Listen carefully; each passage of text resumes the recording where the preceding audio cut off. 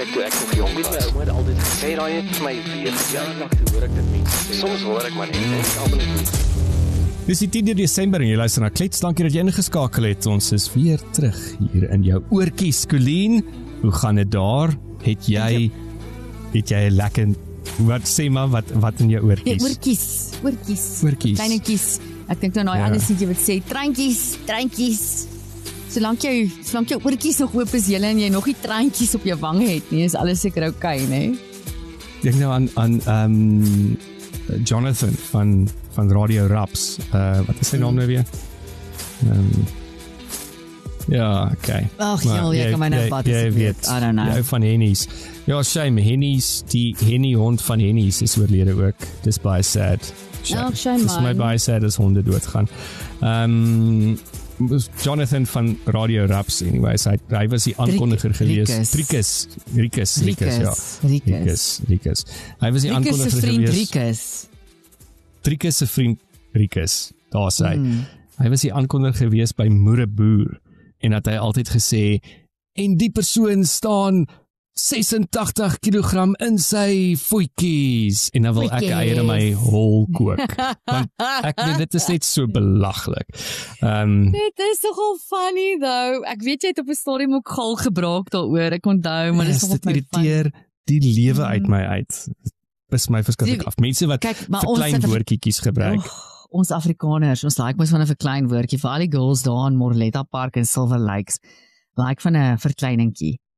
Mal vir dit liefiekie. Liefiekie, karretjie, bokkiekie. Lekker daggie. Jy met 'n lekker daggie. Dit is my Achilleshiel. As iemand vir my sê lekker daggie. Veral as dit op 'n WhatsApp groep deurkom. Yes, daai breek my lewe. Lekker slaapies, lekker daggie. Het jy daarmee naweek oorleef, Colleen? Is jy okay na jou naweek? Ons het 'n naweek gehad, 'n Kersparty saam met vriende. Dit het ongelooflik hand uitgeruk, maar dit was goed. Dit ruk altyd hand uit, maar dit was heerlik. Ja, en weet jy Matthys, ek het net weer besef hoe bevoorreg is ons om so 'n groep vriende te hê. En weet jy dat ek en jy is eintlik baie bevoorreg. Ek het vandag daaraan gedink want ons het 'n paar sulke groepe vriende. Ja, ons het nogal. It's painful to be popular, but I can say we suck up the pain and we do it. En ons het regtig 'n paar regtig goeie. Maar ja, what an epic party. En van ons vriende is 85, 86 jaar oud. En van hulle is jonger. So ja, ons is dankie Colleen. Dankie Colleen dat jy nou vir my uitwys oor hoe bevoorreg ek eintlik is. Nee, ek dink dit is 'n moeëse ding, Matthys. Ek dink baie mense vir al die tyd van die jaar besef eintlik hoe alleen hulle is. En ek weet ek en jy praat ook baie daaroor en ons is nie altyd die mees sosiaalste diere daar buite nie. Wel, jy's baie meer as ek. Ek is die grotmens, die grotman. Ook nie afleid nie. Afleid is juist die sosiale vlinder van die twee van ons. Dit is bitterlik beïndruk met jou. Dis maar onder dwang. Ja, ek dink dan ten spyte van die feit dat ons eintlik nie sosiale diere is nie, is dit 'n moeëse eintlik 'n voorreg om spesiale tye in jou lewe te kan spandeer met mense wat vir jou omgee. En soveel meer dat jy mense het wat actually wil om jou wees. Jy weet, ja. Familie Kersfees etes is 'n ander storie. Hulle moet om jou wees. Maar iets wat ons die naweek beleef het, is regtig mense wat daar wil wees. Mense wat wil om mekaar wees. And I think mense wat saam wil dronk word. Dit is wat dit was. Ja, ek dink is 'n groot kompliment as iemand saam wil dronk word. Ja, so tussen dit, die weerstorms en natuurlik op pad terug van ons wonderlike Kersete af. En ek nog so semi aan die wakker word. Op pad terug van, ek dink dit was net so buite Hartbeespoort. Ja. Matthys, daar's 'n klap in my kar, nê? 'n ontploffing. Ek dog iemand fucking skiet op my. Wel, jy het nie gedink dit is jou biologiese klok wat jy nou begin aftel nie. Ek het regtig gedink iemand skiet op my, want saam met die ontploffing was daar so 'n bietjie van 'n, jy weet, so vibrasie gewees. Nie 'n goeie vibrasie nie, hulle. En ek is toe nou so half vir 'n sekonde of 2 is ek geskiet. Het iemand my geskiet? Bloei ek, lewe ek, haal ek asem. Is hierdie hiernamaals? Is die hemel 'n wit Audi? Anyway, jy sal nie glo wat gebeur het nie. My sunroof, die sondak in my kar, het soos letterlik spontaneously combust. What? Maar 'n moerseslag, Matthys. Soos niks het die ding getref nie, niks so uit ontplof. En dit was nie so warm was of iets nie, ek meen dit was net na 8 in die oggend. Anyway, ek nou ry ek so half stadig huis toe, nou, en terwyl na die boom, hoor jy die hele tyd, hoe kraak hierdie glas, die hele tyd, dit hou nie op nie. Dit hou nie op nie. Die probleem is, Suid-Afrikaanse paaie is nie 'n goeie pad om te ry as jy 'n glas het wat besig om te kraak nie, want dit is een paddel na die ander paddel. Ja, nee, it's not great. Anyway, so ek het maar so met my kop na die een kant toe gery, vir in geval die glas breek. But I made it. Ek lees dit daaroor. Ja. Gaan nie, dis apparently 'n ding, dit gebeur. Rarig. En dit is eintlik 'n safety concern wat daar's aktivisme groepe wat actually campaign. Kyk, is nou weer eens probably mense wat fokol het om te doen met hulle tyd. Of dalk mense wat al hard geraak is. Jy weet, mense wat al gekry het, seker. Ja. Anyway, maar daar's aktivisme groepe wat campaign teen sunroofs. So ja. Dis dit is ook nou nie 'n ding wat jy kan check nie. Nou dink ek die kar is nou al 5 jaar oud. Ja. Ek het vandag 'n artikel gelees oor 'n klomp karre van menigte fabrikante wat nou ook herroep word vir 'n ry van goeders, klein goedjies wat opgee, stof wat vergaar op 'n een plekkie en dit kan nou maak dat 'n airbag nie deploy nie of dat 'n airbag deploy wanneer hy nie moet deploy nie of whatever. So ek meen dinge gaan verkeerd, dis maar nog steeds 'n mensgemaakte ding, nê? En dis die goed wat jy kan nie check nie, jy kan nie jou kar invat een keer elke 3 jaar Audi toe en sê, check gaan my sunroof, check of hy gaan explode of nie. Ja, hoe gaan jy dit bepaal? Maar ek het nie besef dit is 'n algemene ding nie. Matthys, daar is aktivisme groepe oor sunroofs. En toe onthou ek en jy het 'n gemeenskaplike vriendin, die een met die raffle. Ja. Dit het met haar ook gebeur. Dit onthou ek toe nou later in die middag. Ek bel haar toe, ek sê vir jy gaan nie glo nie, my gebeur. Sy sê vir my, ek is so jammer dit het met jou gebeur. Maar ek is verskriklik bly ook dit het met jou gebeur, want mense dink ons praat kak. As ons sê die ding het ontplof.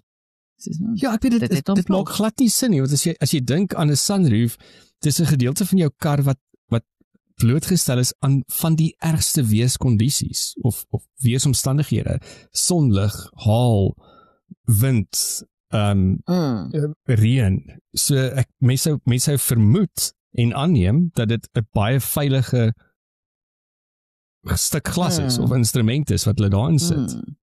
Kyk, hy is getampered en hy het nog so 'n glaze oor.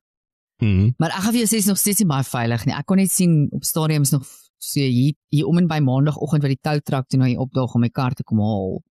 As jy die deure oop en toe maak sonder dat jy die venster 'n bietjie oop maak, jy weet so die drukking in die kar is dan nou die vakuum. Ja, en hy maak 'n vakuum. As jy oop maak kan pop hy sunroof elke keer nog so 'n bietjie verder uit. En dan kan jy actually sien hoe begin daai glas shatter en daai film wat hulle oor dit sit om te keer dat dit nie shatter, dit begin ingee. En jy kan dink, ek meen dis 5 jaar se son en reën. Maar ons is baie bly jy's ongedeerd deur die episode en dat jy nie geskiet is nie. Ek het 'n inskrywing iewers op sosiale media ook gesien iewers oor die naweek van karre wat nou gaan kunsmatige intelligensie in karre begin inbou. So jy kan nou my byvoorbeeld, kom ons sê dit is 'n ChatGPT of wat ook al, wat jy dan nou kan praat en instruksies gee. Ek weet Mercedes-Benz en BMW het dit al reeds gehad, dat jy sekere goeders kan sê, wat dit deur die kar gaan. Ekskuus. Nie deur jou selfoon, soos wat meeste van ons, dat ek net 'n sluk whisky drink. Wat is stukkie, Matthys? Daar's nou 'n para in my keel. Ekskuus. So ek weet Mercedes en BMW het dit al 'n rukkie terug in van hulle hoër modelle of groter en duurder modelle is daar al van dit wat jy kan sê, hey Mercedes of hey BMW en dan doen die kar sekere goeders. Maar dink nou dis nou later aan in laer karretjies en dan gebruik hulle goeie soos byvoorbeeld ChatGPT en dan wag. Liewe jammer. Gaan jy dit maak? Ek weet nie, maar niemand skiet op my nie, maar dis okay. Ek dink ek's okay. Ek dink is nog steeds ek het vir jou op 'n stadium ons gesê Sondagoggend toe ek jou bel. Dis nou voordat jou ding ontplof het. Toe ek vir dit voel vir my asof 'n stoomstrein my gevroud fuck het. Na die hoeveelheid rook wat ek aangeasem het. Saterdag. Dis my twee beste terme so ver van die week en ons is nou eers hier by Woensdag. Is jy wat gesê het I feel like I've been throat fucked, nee. Ja. Dis my baie smaak sien. Ek het 'n meme gesien wat 'n vriendin vir ons aangestuur het gister wat praat van mense wat jou irriteer as 'n twat waffle. How funny is that? A twat waffle. Twat waffle. Okay, ek gaan kyk hoe ons kan twat waffle gebruik vandag. Daar's 'n paar opsies hoe ons dit kan gebruik. Maar anyways, terug na die AI ding toe. Ek meen, ons almal het nou al, meeste van ons, jy het nou dag net voordat ons 'n kletsopname gedoen het jy met ChatGPT begin praat. En dan het jy nou 'n conversation terug met hom. Maar kan jy nou imagine, daar gebeur iets en jy sê vir ChatGPT, nee, stop, breek, want hier is 'n afgrond. En dan sal hy byvoorbeeld sê, thank you for notifying me. En I won't trust that. I cannot entertain that request. Yeah.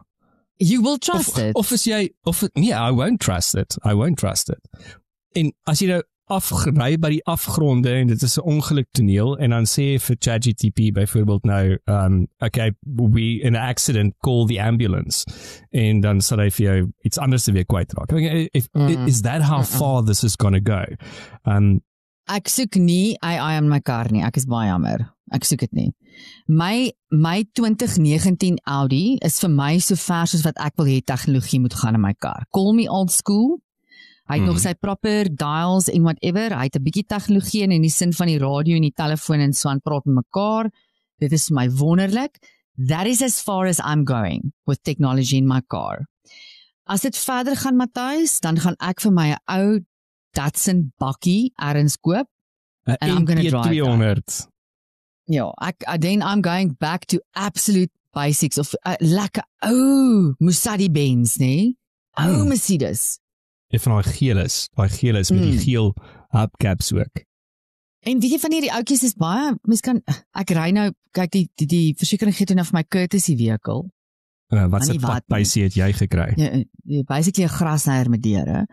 Of mens roep hom ook die Suzuki Espresso.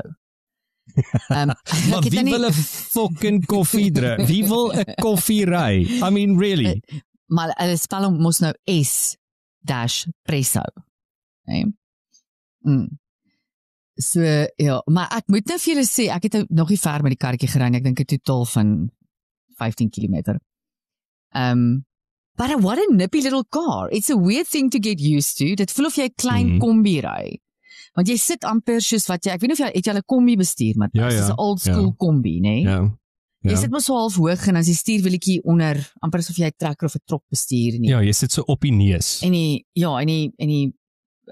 wat die mense daai handrem, ag nie die handrem nie, die rat hefboom. Die rat hefboom. Ja. Jy sit so asof jy 'n kombi ry. If you know, you know. Die van julle wat al 'n kombi gery het, jy gaan weet, maar 'n baie fucking klein kombi. Dis 'n moorse klein kombi. Maar hy's actually flippin' nippy. Jy kan nogal insneek in 'n dingetjie in daar. Ja, okay, wel gelukkig het jy daar 'n voertuig, Colleen. Dit help al. Jy weet, ek het vriende en 'n voertuig. Look at me winning at life, né? En jy is nie geskiet nie. Look at you surviving 2025 in South Africa. So well prospering. Terwyl ons praat van skietery, ek meen dit is ek dink dit is een van die hardste dinge wat die afgelope naweek gebeur het met Marius wat bekend gestaan het as Witness D by die Mashandla Commission wat geskiet is. En ja, ek meen daar's 'n klomp teorieë. Ek sien daar's 3 mense wat al ondervra word rakende die moord maar hierdie kan natuurlik die hele Mashandla Commission kan dit derail. En dit kan beteken dat die volgende ronde mense wat moet kom getuig gaan net sê hulle gaan nie verder getuig nie. En ek en jy het so vlugtig daaroor gepraat. Hierdie is 10 'n baie duidelike boodskap wat die onderwêreld gegee het vir die Maflana Commission om te sê dat if you're going to let them talk, then we will get rid of them. Of vir die witnesses wat nog moet kom. So, ja, baie sad moment vir ons reg en geregtigheid. Dit voel ook vir my so weer eens, ek weet ek kyk na onderhoud byvoorbeeld gister wat die een of ander op chief of police, kyk mens weet ook nou nie meer wat se chief of police nie, was nie Senzo, wat sy naam? Fani Masemola, ja. Kyk, daar is soveel chiefs, nee? Daar is soveel chiefs. So, toe wonder ek myself, en ons gaan hierdie mense kry, en toch myself, jy is ook probably implicated in al die kak, somewhere. So, watter chief investigate nou watter chief hier? En het julle nou regtig dieselfde mense, want Matthys, let's face it, die getuienis wat hierdie ou gegee het, was solied teen die polisie. So nou het jy dieselfde polisielede, dieselfde polisie, kom ons sê nie lede, nie die spesifieke individue nie, voor iemand nou, 'n raapkak daaroor. Dieselfde polisieorganisasie, wat hierdie ou vermoor het jy nou om sy moord te investigate. 'n Mens voel so magteloos as jy hierdie goed hoor. Jy voel so, daar verloor ons klaar weer.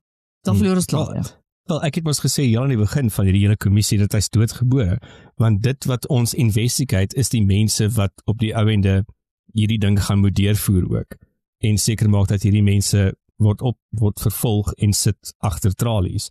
So, ja, It's not gonna happen. Ek weet nie wat om daarvan te sê nie, maar ons het nie 'n baie goeie geskiedenis met kommissies in Suid-Afrika en positiewe uitkomste na kommissies nie. So, I don't hold my breath.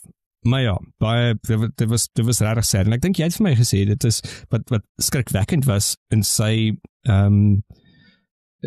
getuienis. In sy getuienisse, dankie Colleen, ek ken my so goed, jy vul al my woordjies my in. In sy getuienisse was dit hoofsaaklik 'n blanke vrou, wat die main kahuna agter hierdie situasie is wat hy ontbloot het. Ja, want ek dink sy het 'n moerse rol gespeel in hierdie ding. Dit is een of ander, ek ken nou nie die rang en ek vergeet nou, konstabel, is ek nie konstabel nie.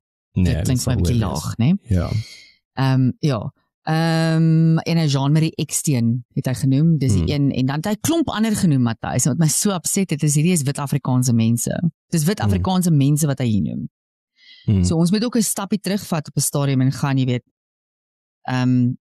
wat is daai uitsing wat sê, power corrupts, and absolute power corrupts absolutely. It doesn't matter wat se taal jy praat, wat se kleur jy is.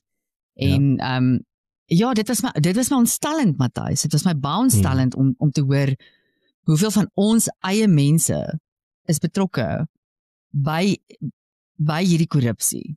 En nie net korrupsie nie, by die absolute wandare van moord en dit is net 'n vieslikheid. Dit is 'n absolute vieslikheid. En something's got to ring true there, want hoekom gaan skiet julle vir hom 'n dag nadat hy getuig het? Ja. So clearly, en jy weet, ek vra myself, jy weet, Cyril het nou ook nou 'n dag nadat hy nou vermoor is, gaan Cyril ook toe nou daar, ons gaan nou praat oor Birchwood, ek weet jy brand om oor Birchwood te praat.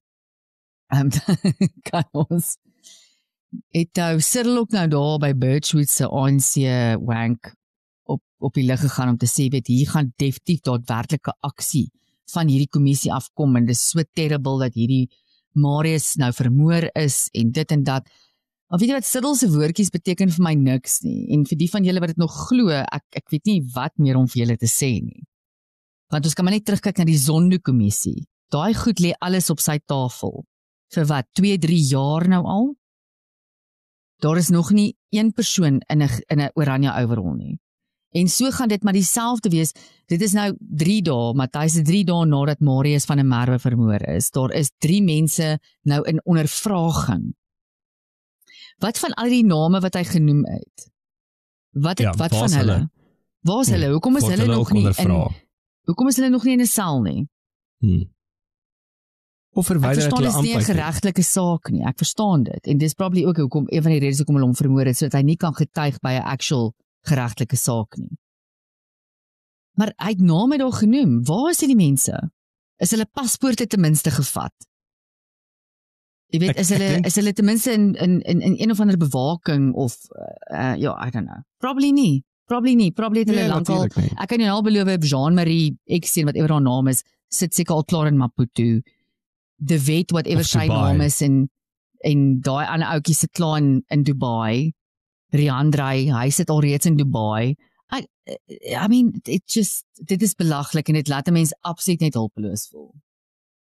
Ja, ek het 'n ruk terug, voordat ek dit sê, 'n goeie vriendin van my en jou, ek het dit al voorheen gesê op die podcast, sy was betrokke by die regering gewees in die oorgangstydperk, en toe ons hieroor gepraat het gister oor die feit dat korrupsie het nie 'n kleur nie, en ons is baie keer so geneig as ons kyk na korrupsie in die regering, dat ons dit dadelik aan 'n kleur toeëien, of 'n etniese groep toeëien, en die mens kan dit nie doen nie, want sy het die tyd vir my gesê, dat toe die 1994 oorname kom van die nuwe demokratiese regering en die ANC-regering, the bus stays the same. It's just the bus driver that's changed. En hier sien ons dit nou weer. Die engine van korrupsie bly daar. En ons sit elke nou met 'n nuwe busbestuurder. Maar ek het 'n podcast vroeër die week geluister, en dit gaan ook nou vir mense moerse esoteries wees en al daai goeters, maar julle weet, ons praat elke jaar met Catherine aan die begin van die jaar om vir ons te sê hoe lyk die fresh hell wat vir ons voorlê. En sy het in 2025 gesê van astrology point of view, dat dit is the age of Aquarius, waar goeders voor in dag gaan kom, en mense in mag gaan val, en mense gaan hulle mag weer terugvat, en goeders gaan ontbloot word, en toe luister ek na 'n ander ding ook, wat die persoon te nou praat van die gewone westerse astrology, as ons nou maar dit wil praat, en dan van die Chinese astrology, en dan van numerology ook, en ek weet nie of ek het ook al voorheen gesê het op die podcast nie, as jy dit reeds gehoor het, is ek moer so jammer, maar ek het nie meer breinselle die tyd van die jaar oor nie, en ons is in 'n 9 jaar in numerology, wat beteken dis 'n laaste jaar, daar is net 9 jare, so dit gaan alles oor eindes, dood, goeders wat ontbloot, goeders wat uitkom, goeders wat eindig, klaar maak, ja, en dan is ons in Chinese astrology, is ons in die jaar van die slang, wat alles ook gaan oor shedding, en op die einde die gif, wat 'n mens sien ook. En toe ek dit geluister het, ek so 'n bietjie in retrospek gaan dink in my lewe, en goeders wat ek beleef het, ervaar het, en wat ek gesien het, en al daai punte kan ek sê, het hierdie jaar in 2025 gebeur. Ek dink hierdie kommissie wat ons nou het, ons almal weet daar's korrupsie, maar ons het nie besef hoe diep en hoe geïnfiltreerd dit is nie. Ons het dit al gesien met die Zondo Commission, maar hierdie is net nou nog 'n gedeelte van ons land wat ons kan sien wat so gecapture is. En dit is sad, en dit maak 'n mens mismoedig in die suidpunt van Afrika, maar duidelik nie so mismoedig soos die ANC nie, want die ANC het Sondag in die rapport dit baie duidelik, of in 'n berig in die rapport, het hulle toe nou gesê dat die ANC se verlies aan blanke lede is as gevolg van AfriForum. So die ANC is baie bewus dat hulle blanke stemme verloor, en hulle sê dit is as gevolg van AfriForum. So dis nooit hulle nie. Dis nooit hulle nie, nee. Jy het 'n bietjie daaraan. Nee, dis nooit hulle nie. Dis nooit die ANC wat nie perform het nie. Dis iemand anders wat hulle kom steel het. Ja. Ja, natuurlik. Ja, AfriForum se skuld.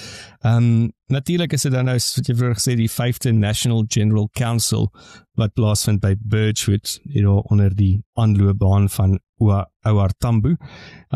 En daar is nou 'n klomp goedjies daar aan die gang, en 'n klomp gesprekke, dis soos wat ons nou op die stadium rekord nog aan die gang, so daar's nie te veel te sê nie, behalwe ek weet nie, my Tashi. Tonne kos geëet daar vandag. Natuurlik, ja. Tonne kos. Baie. Birchwood as 'n entiteit smile all the way to the bank, maar een van die dinge wat nou lyk my uitgekom het, as die ANC hulle kan betaal. Ek wonder dis ook weer waar, want ek wonder nou of hulle betaal die ANC hulle. Of hulle nou al November maand se salarisse betaal het aan die mense in die Tulia-huis.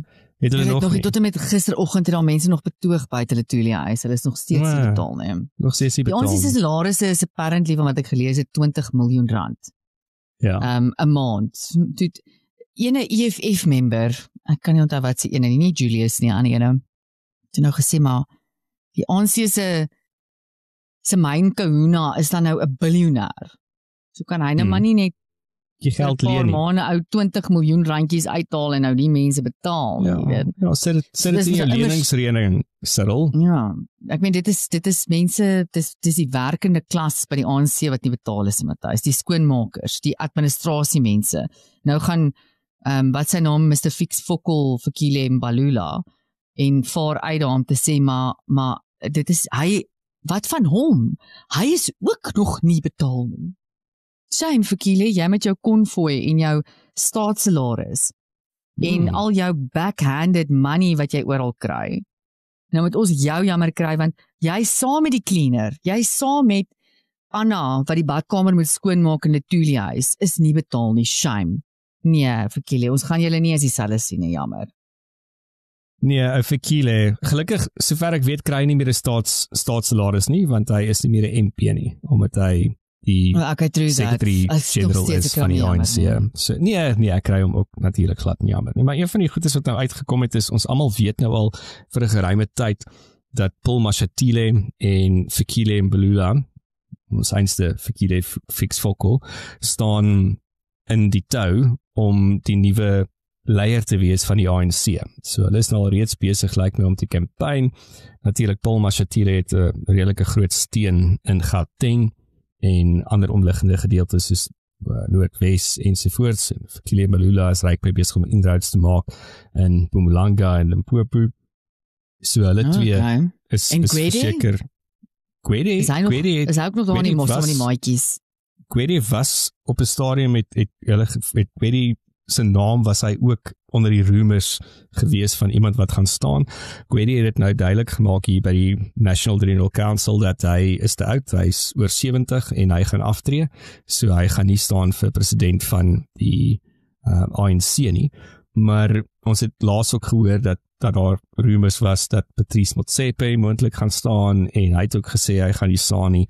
Maar 'n nuwe naam is in die hoed gegooi en dit is ons einste speaker, Toko Didiza.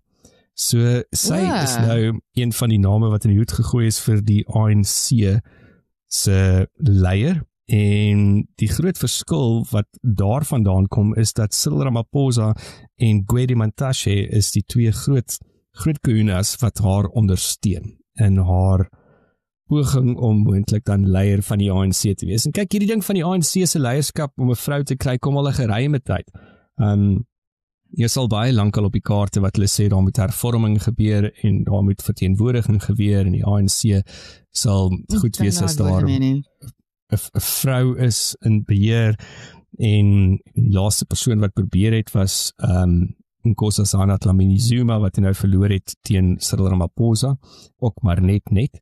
So kom ons kyk of Toko Didiza moontlik dalk genoeg in haar het. Volgens die analiste dink hulle nie dit gaan gebeur nie, want Fikile en Paul Mashatile het op kiesersvlak het hulle baie power en het hulle baie aansien, waar Toko Didiza het nie noodwendig daai aansien op kiesersvlak nie, maar sy het natuurlik die steun van Cyril Ramaphosa en van Gwede Mantashe. En mens kan baie sê van Toko Didiza. Ek dink sy handhaaf haarself op die stadium relatief goed in haar taak as die speaker van parlement. At least kan sy 2 Engelse woorde na mekaar sê en dit ordentlik uitspreek en sy praat sin. En volgens mense wat ek mee kontakte het wat in landbou was, het sy gedurende haar tyd as minister van landbou eintlik baie goeie werk gedoen. So dit kan interessant wees. Maybe is dit die ANC se haas wat hulle uit 'n hoed uittrek en maybe is dit hulle manier om hulle self nog te geld. Want as ek gaan kyk na van die analiste en van die polls wat op die stadium uitgaan en wat publiek gestel word, lyk dit asof die ANC se stem onder kiesers vir volgende jaar se munisipale verkiesing net nog besig is om verder te krimp. So, maybe is Toko hulle hoop. Maybe ek lees 'n bietjie hieroor haar, sal ek nie, sy's 'n Gemini, vir die van julle wat into astrology is, Toko is 'n Gemini. Okay. Sy's 60 jaar oud hierdie jaar. Ek weet nie, ek is miskien nie so goed op, ek ken my Geminis in my lewe. So vir Catherine Vrou. Ja, Geminis het hulle goeie en hulle slegte kant, ek dink dit hang af wat se level van evolution is jy as 'n Gemini, I guess, soos met enige star sign. 60 jaar oud hierdie jaar. Sy het geen tersiêre onderrig nie. Maar sy het vele ander onderrig gedoen, soos postgraduate diplomas het sy gedoen, een ingesluit in journalisme, en toe gaan sy verder om 'n B-graad te doen in politiek en sosiologie, 'n honneurs in politiek van die NISA, 'n meesters in tersiêre onderrig, bestuur, nie onderrig bestuur, van die Universiteit van Melbourne. Okay. So sy lyk asof sy redelik divers en wyd ge-educate is en nie net jy weet dit daar in onderrig nie, maar ook asof sy redelik baie praktiese ondervinding het. Sy was ook een van die ministers wat bedank het na die recall van Thabo Mbeki destyds in, wanneer was dit, 2008? Ja, ek dink so. Ek kan nou nie presies onthou, ek dink dit was in 2008. So sy duidelik ook maar gestaan vir, ek weet nie, ek lees nou vinnig hier julle deur haar profiel en dit lyk vir my asof sy fight vir dit wat sy wil hê en sy staan sterk op haar normes en waardes. Dit nou gegrond, my opinie hierop gegrond op 'n vinnige scan van haar massiewe profiel. Ja, een van die dinge wat ek gehoor het is sy 'n eerbare vrou.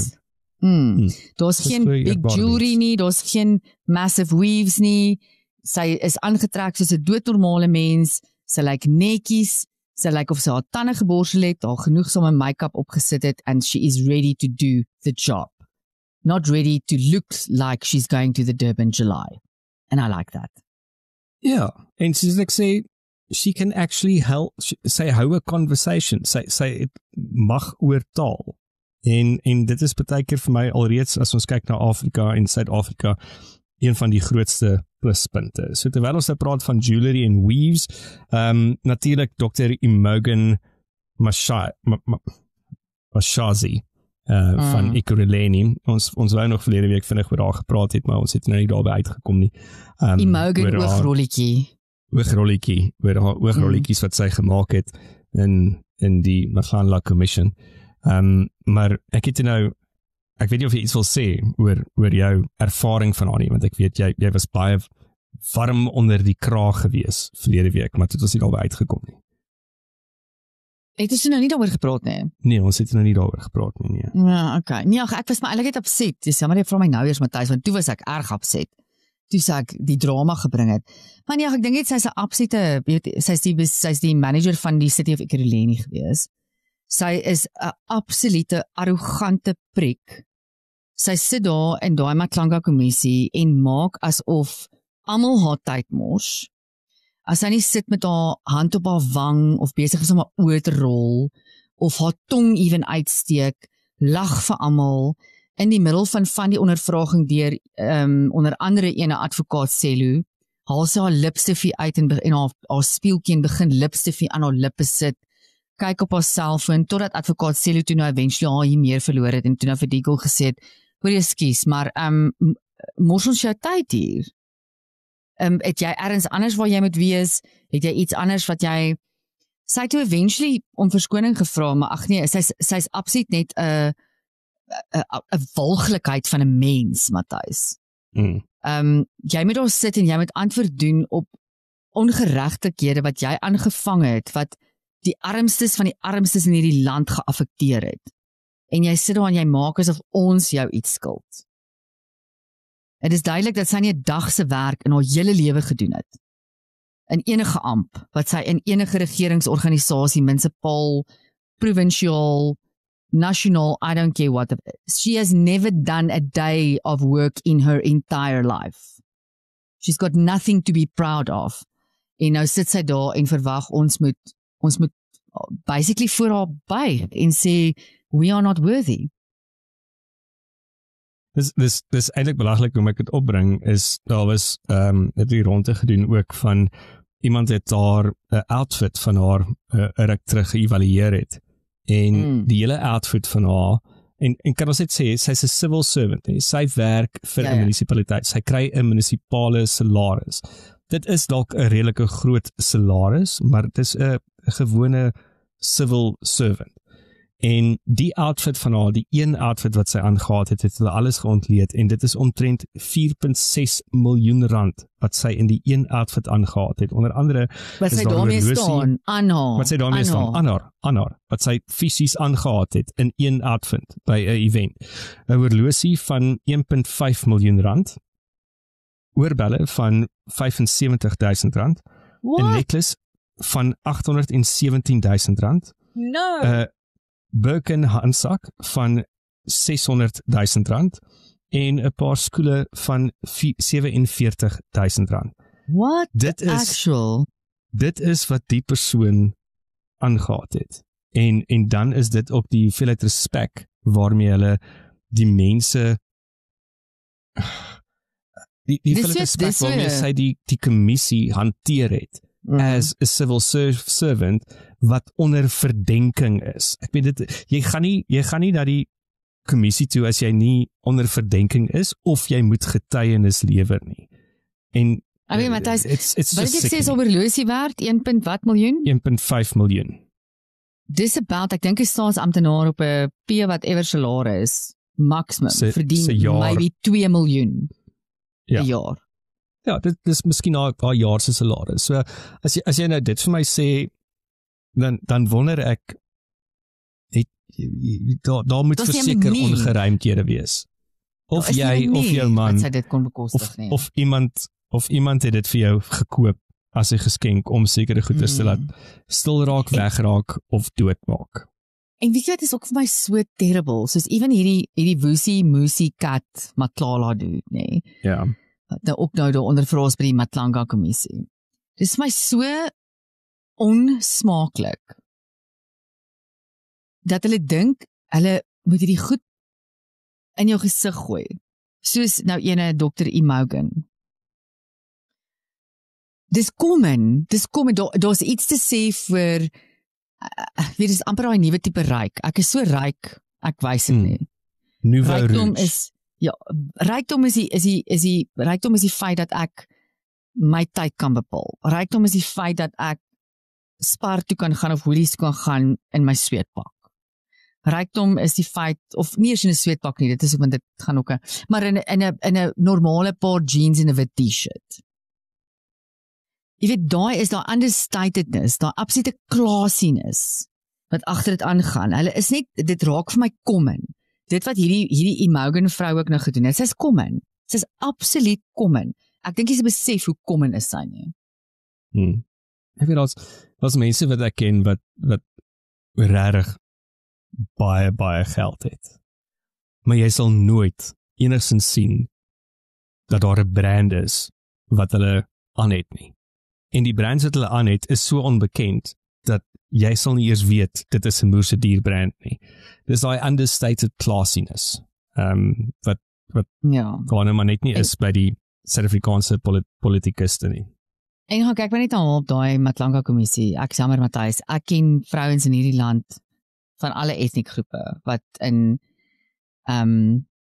dienswerke werk, skoonmakers, al daai goeders wat by die werk opdaag en 100 keer meer klasie lyk as daai vuil wyf. Wat het jy nou gesê? Wat is daai ander woord? Jou tweede woord wat jy van hou, ek het klaar vergeet. What a twat waffle. What a twat waffle. Daar is hy nou, Colleen. You positioned it well. Baie dankie. Daar is my new word, twat waffle. Hoorie, en wat gaan by Woolworths aan? Want almal is nou up in arms oor Woolworths wat 'n nuwe sakkie het. So wat gaan by Woolworths aan? Ook is deel van die 'n gereelde Woolworths gebruiker? Ek is 'n groot Woolworths gebruiker. Ek moet sê ek is deesdae is ek uiters teleurgesteld in Woolworths van 'n paar goedjies wat my teleurstel. Eerste instansie, hulle homeware is net nie meer vir my wat dit was nie. Op 'n stadium kon jy regtig nice goedjies by Woolies koop vir jou huis om hom mooi te maak. Ja, teen 'n premie. We all get it. It's Woolworths. Maar deesdae ruk hulle net absoluut die hoender, Matthys, and it's really not nice at all. Jy kan regtig beter goeders gaan kry by Mr Price of even by 'n flippin Sheet Street of Pep Home. Ja, dit ruik 'n bietjie funny as jy dit by Pep Home koop, maar is fyn, bring hom huis toe, lê hom in die bad en 'n lekker bietjie stay soft, dan gaan hy lekker ruik, ja. Ja, en dan ander goedjies. Kan ek net sê, dit is eintlik 'n basiese ding vir my. Ek verstaan nie hoe kan mense goed koop soos 'n kledingstuk of beddegoed of 'n handdoek of wat ook al. Ja. Jy koop hom en jy hang hom dadelik uit die kas en dan trek jy hom môre aan nadat hy vir weke in 'n winkel gehang het nie. Jy moet die ding was voordat jy hom aantrek of in hom slaap of dit is even borde en messe en vikke wat jy gebruik. Jy moet die goedes was voordat jy dit gebruik van 'n winkel af. Dis disgusting. Nee, maar 'n Pep fitted sheet het 'n ander reuk as 'n Woolworths fitted sheet. Al was jy al twee. Is fyn. Ek stem saam, jy moet ook dit was. Definitief, maar hy het 'n ander reuk. So, maar ja, en dan die ander ding wat my ook afsit deesdae is soos hulle wat doen mense dit soos hulle ready-made kossies. Ja. Hulle sandwiches, dit is regtig skimpy, terrible, bad kos en dit is triple die prys wat dit was. Ek kyk nou reg Matthys, wil ek vir myself net ietsie koop vir middagete, ek het my lunchbox by die huis vergeet. 'n Klein bakkie biryani, wat mense dit nie biryani nie. Butter chicken met rys. Ek weet nou, butter chicken kan miskien 'n klein yoghurt bakkie volmaak, né? Ja. Met rys. Vir R150. Are you shitting me? Dis belaglik. Ja nee, dis belaglik. Ek kan gaan sit by 'n Indian restaurant en dit eet. So ek dink hulle vat 'n bietjie die hulle ruk die damp onder die eend uit op hierdie stadium. En ek wil nie, ek kan nou net van my eie observasies praat. Ek weet nie, julle moet maar inleen, stuur vir ons wat julle sien.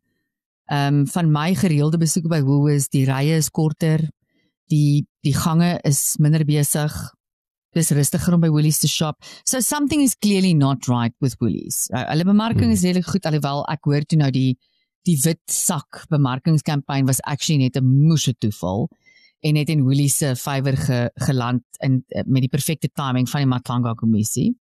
But be that as it may. En ook natuurlik met Checkers wat nou die helikopter gebruik het van hulle bemarkingsveld tog. Ja, ek het daai 'n bietjie gemis. Ek weet nie hoe dit met die Matlanga kommissie.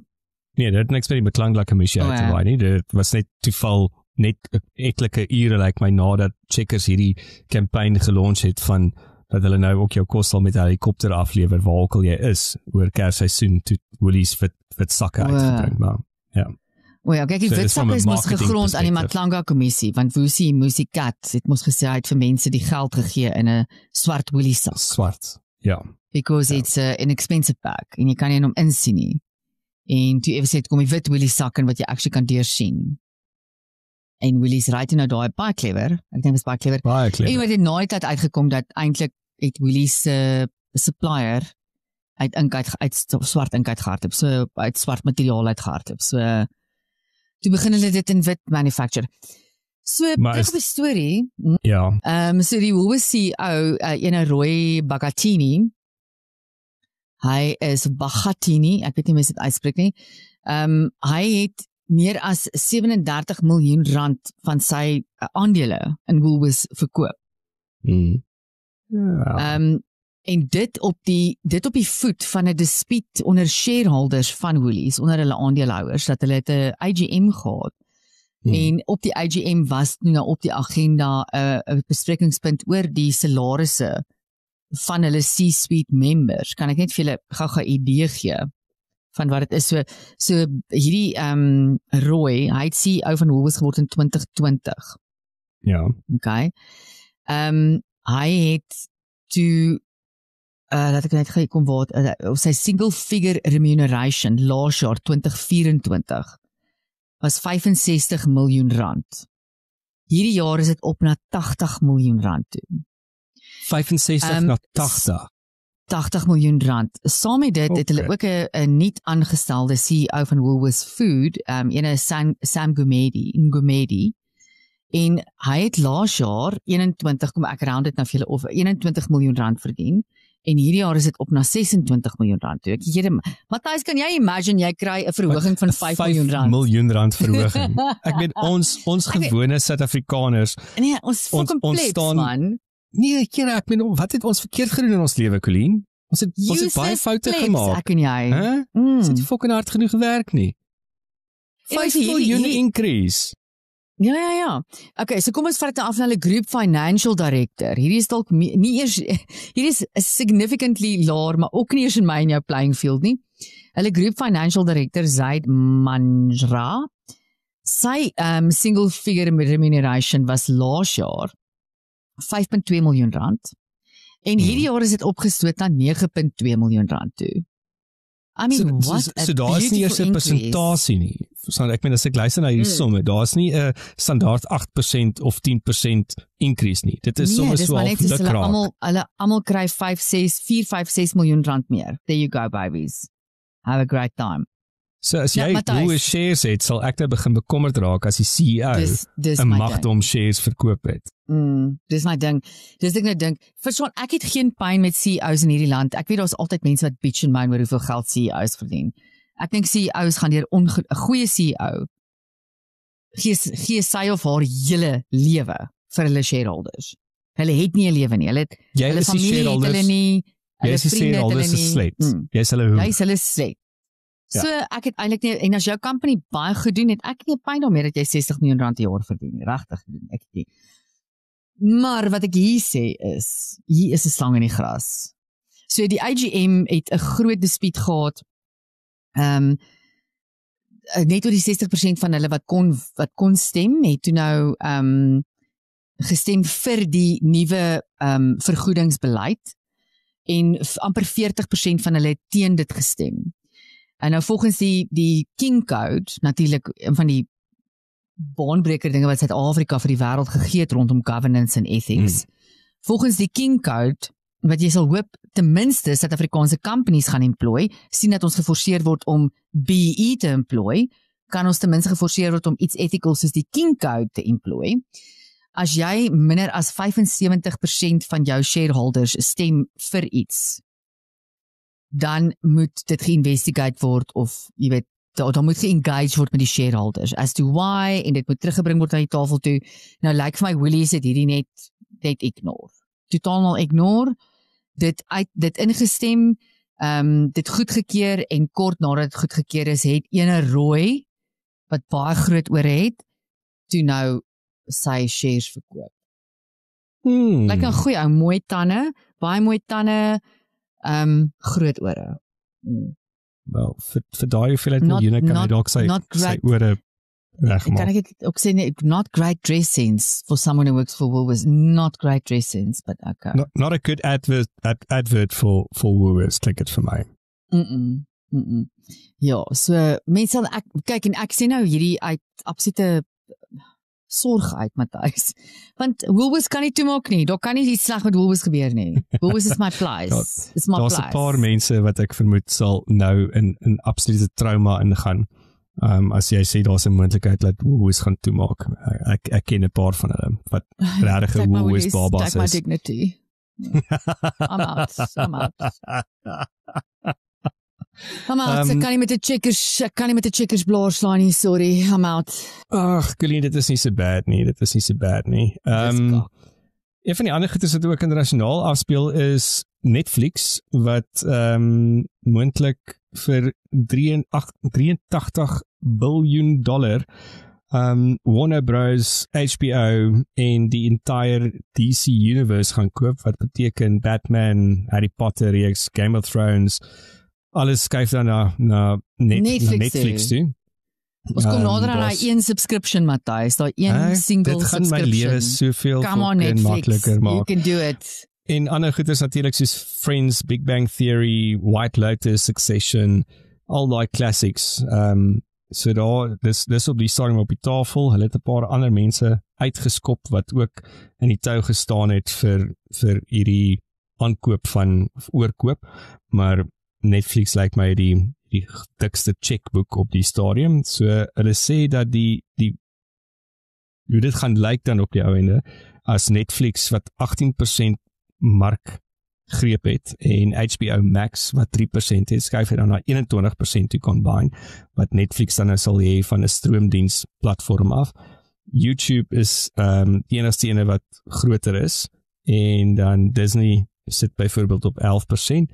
So YouTube is nog steeds een van jou grootste stroomdienste as dit kom by content. Maar ja, 'n klomp mense is besig om in te wy daaroor, even Donald Trump. Hy sê hy hou baie van die mense by Netflix, maar hy sal self wil kyk wat hier aangaan. Good people, there's good people at Netflix. Those are really good people, Matthijs. What do they say? Are they going to buy Netflix, Matthijs? Wel, hy het apparently dit gesê by die Kennedy Trump. Wat jy verlede week gesê? By die Kennedy Trump Center. Ja, hy het dit gesê op die voorstoep by die Kennedy Trump Center.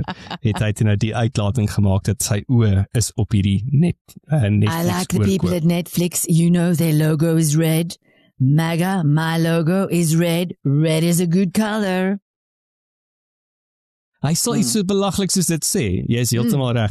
En ek moet almal teleurstel, ek het hierdie week ongelukkig nie 'n Steenhuisen steek vir die week nie, want Steenhuisen het actually hierdie week niks gedoen wat my eintlik ontstel het nie. Daar's regtig niks nie. Ons moet vir iets anders praat. Ja, gooi. As dit kom by die DA, het jy gesien Tannie Zil, Direct Traffic in Joburg? Ek het gesien. Sy is op 'n moerse veldtog. Ek love haar veldtog. Sy is elke dag op die Twitter, sy rekord video's van wat gaan reg, wat gaan verkeerd, hoe sy alreeds inklim en shit fix. Love, ek het dit geretweet of gere-X of wat het ek gedoen? Instagram. Gere-share ja, op die Insta. Dat ek net gesê, I don't care if you love or hate Zille. This town needs a Tannie. It's time for a Tannie. Exactly. Ek het gesien. Dis 'n hoed. Hier's 'n hoed, Matthijs. It's time for a Tannie. For a Tannie. Yes, ek love it. T-shirts, merchandise, time for a Tannie. So, oor 2 weke kan julle 'n hoed en 'n T-shirt by ons koop. It's time for a Tannie. Dis tyd vir 'n Tannie. Tannie Helen kontak my, ek's baie goed met bemarking, ek en Matthijs. We can do this for you. Dan het jy vir ons 'n laaste ding voordat ons tyd uithardloop van die mees gevaarlikste stede op die stadium in die wêreld. So as jy beplan om internasionaal te travel, wat is op jou lys van die mees gevaarlikste stede, Colleen? Wel, Matthijs.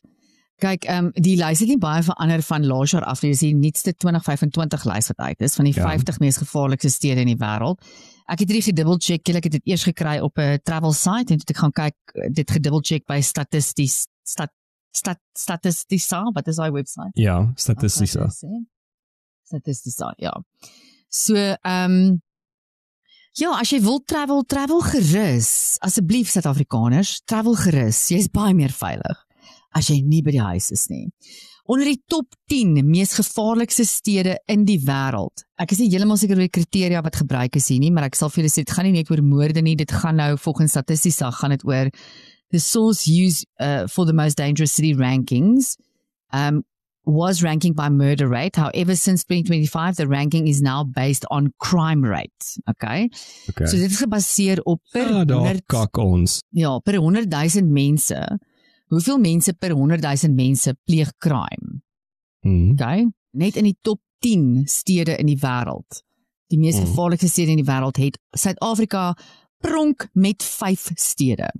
Dis 'n volledige 50%, julle. 50% van die hoor as die matriek slaagsyfer. Hoor as die matriek slaagsyfer. The gift that keeps on giving. Yeah. Okay, so let me ravish you here. In die eerste plek in die hele wêreld, die mees gevaarlikste stad in die hele wêreld is Pietermaritzburg in KwaZulu-Natal. What? Who would have thought? Tweede plek, Matthijs. Wil jy raai? Ja. Pretoria. Jy slim. Dis hoekom ek in 'n bubble bly. Tweede gevaarlikste stad in die wêreld is Pretoria. How crazy is that, Matthijs? Dit kan mos nie wees nie. Wat se advertensie is dit vir Suid-Afrika? En vir ons regerende. Nee, dit is weet jy baie ek en diplomate bly in dis ons administratiewe Pretoria. hoofstad. Ja, okay, so derde plek is Port Moresby. Dit is die hoofstad van Papua New Guinea. Okay. Vierde plek Caracas, vyfde plek Johannesburg. Nie ver agter nie. Dan na Johannesburg in die 6de plek Durban. Julle het ook ietsie gewen hierdie keer. Julle wen nooit niks nie. Julle het ietsie hierdie keer gewen. Dan het ons San Pedro Sula. Waar is dit? Hoekom kyk weet jy waar is dit? Nee, glad nie. Dit klink vir my Portugees. So dis ek vermoed dit sal iets in Suid-Amerika wees. Dit klink vir my Suid-Amerika reg of moontlik. Maar dit is die 'n stad in Honduras. Die land Honduras. Ek weet nie waar is Honduras nie. Honduras is in Suid-Amerika. Okay. My gevoel was reg. Jou gevoel was definitief reg. Ek kan nie vir hulle lieg nie. Ja, Honduras is basically daai stukkie land in is dit Mexico, tussen Mexico en Suid-Amerika. Daai stukkie klein land tussen die see wat hulle connect, net voor jy kry Costa Rica en Panama. Daar is Honduras, dan in die 8ste plek, hier pronk ons weer, Port Elizabeth. Well done, julle. Well done. Kyk hoe lag ons. En dan Memphis in Amerika, die eerste land in Amerika wat dan sy kop uitsteek. That's interesting. Of die eerste plek in Amerika, en dan Salvador. Daar's 'n paar plekke in Amerika wat actually op hierdie lys is. Matthys is Memphis, op die 17de plek is Detroit. Net vir julle wat daar in Kaapstad sit en gaan, julle in Kaapstad toe trek. Ja, Kaapstad, julle is in die 16de plek, okay. So, rope yourself in, curb your enthusiasm. Julle is die 16de gevaarlikste stad in die wêreld. En julle is 'n bietjie meer gevaarliker as Detroit. Gaan kyk 'n bietjie die gangster movies oor Detroit, you're not that great. Dat is Baltimore, St. Louis in Amerika, Oakland, New Orleans, Milwaukee, Chicago, Philadelphia, Atlanta, dis die lande in Amerika op die lys. Groot-Brittanje spog ook met 'n paar. Ja. So Groot-Brittanje, ek gaan nou vir jou sê Matthys, meeste van die lande is in Suid-Amerika, Santiago, Birmingham en die UK, Coventry, ek hoop ek sê dit reg, want ek kan nooit die UK plek reg uitspreek nie. Bradford, Australië, julle het ook 'n klomp. Alice Springs, Rockhampton, wherever the fuck that is. That sounds like a hoot of a place, Rockhampton. Where do you live? Rockhampton. Ja, hulle doen baie nie. Australië het net hulle 2, Rockhampton en die ander een wat ek gesê het, en dan die UK het Birmingham en Coventry, so dis ook nie baie nie. En maar dan, ons wen met die land, met die dorp wat die gevaarlikste is in die wêreld, en dit is Pietermaritzburg. Pietermaritzburg, ja. Nou dis Windhoek, plek nommer 34. Ja, dis basically, kom ek sê vir jou so, Matthys, Sao Paulo, wat half vernaam is vir gangsters en badass behavior, is in die plek nommer 23. Hy raak nie eers aan een van ons 5 plekke in Suid-Afrika nie. Hy ruik nie eers aan, nie eers julle in die Kaapstad. Dit is eintlik vir my quite skrikwekkend. So ja, as jy nog nie planne het nie, sal ek sê jy moet nou begin planne maak as jy in een van daai dorpe bly. Gaan Sao Paulo toe. Gaan iewers heen. gaan Vrede toe of New Bethesda of iets soos dit as jy in Suid-Afrika moet bly. Maar moenie bly in een van daai 5 stede dan nie. My fokulim, kyk nou daar. Weet jy wat is crazy, Matthys, ek sê, ek weet nie wat die kriteria is nie, dit mag heeltemal uitgeblaas wees of uit proporsie uit wees, maar die feit is, dit is die bemarking wat ons daar buite het as 'n land. And that is not a good thing. Ja, Tannie Patrys, ons minister van toerism, you've got some work to do, baby. You've got some work to do. Kan ek net hierdie ironie sê, nou dat jy noem van Patrys, oh my soul, so gister is dit die nuusberigte vol. Patrys het 'n direkte lyn established met Qantas tussen, ek weet nie wat se Australiese stad nie, vergewe my julle, ek weet nie, seker maar Sydney, I don't know. Direkte vlugte tussen Johannesburg en Sydney. dis groot nuus. So al die ander websites berig gee oor dit en dan het hulle nou 'n mooi foto van 'n Qantas vliegtuig, né? Ja. Breaking news, Department of Tourism has established, I don't know how many direct flights between this Australian city and South Africa every week. Die government, die SA Tourism site het 'n foto van Patrys op met die berig. Dan dink ek, what is the point? Sit 'n foto van die vliegtuig op. Hoekom het jy 'n foto van Patrys op? Maar toe ek dit dink ek Patrys jy breek so daaroor. So met ander woorde, al wat jy nou sê, Suid-Afrikaners kan nou direk immigreer. Ja, hulle kan nou direk vlug. Hulle kan nou direk vlug Australië toe. Direk vlug. Ja. Baie dankie Patrys. Dankie Patrys. Ja, Here. Another gift that keeps on giving. Hoorie so nou op daai wonderlike noot van die tweede mees gevaarlikste stad in Suid-Afrika, naamd ons administratiewe hoofstad Pretoria, is dit nou die einde van Klets. Baie dankie dat jy ingeskakel het. Ons is volgende week weer terug en moontlik doen John Steenhuisen iets en dan kan ons weer 'n steek van die week inkry. So, kyk maar na jouself. Cheers. Matthys, jy kry weer vir Kersfees. Yay! Okay, bye. Kijk, toe ek nog jong was, my ouma het altyd gesê, raai het vir my weer, ja, ek hoor ek dit mense. Soms hoor ek maar net, almal is